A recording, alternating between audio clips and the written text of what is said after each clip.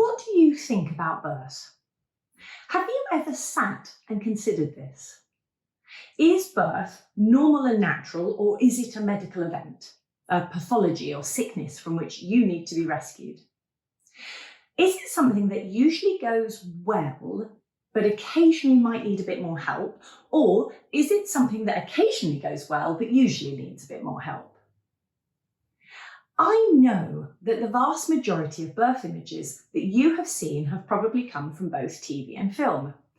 They have had to be exciting and dangerous. They are a vehicle for a handsome young doctor to rescue us from our failing bodies. But how much actual truth is there in that? We all like a good adventure story, and it's in our nature to seek out the bad or scary. Which one of us hasn't searched down through all the good reviews on Amazon or TripAdvisor to find the one or two awful ones? How many times have you listened to the stories that said, birth just happened? Birth was hard, but beautiful. My birth was wonderful.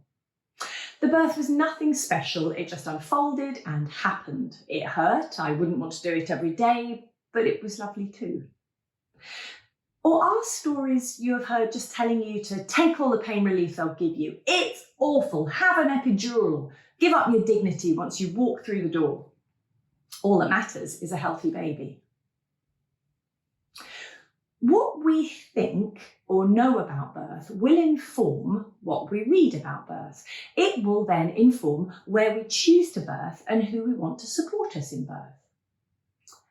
If our mothers, for example, were seen to have a straightforward home birth, our belief about birth will be very different to if they'd had a complicated birth that needed surgery. The evidence on birthplace clearly shows that the more intervention available in the birth setting, the more intervention is used. So statistically, there are big differences in care from the obstetric unit to the midwife-led unit to home. We thus can become a self-fulfilling prophecy. We are what we see and read. So what can you do today? Well, I would advise reading about birth from different sources. Swap What to Expect for Ina May's Guide to Childbirth. Swap the free hospital literature for Dr. Sara Wickham's What's Right for Me. Swap that standard pregnancy book you found on the bookshelf in the supermarket for Natalie Meddings, How to Have a Baby. Push yourself today to learn something new about birth. Speak to other parents about their practical, honest birth experiences.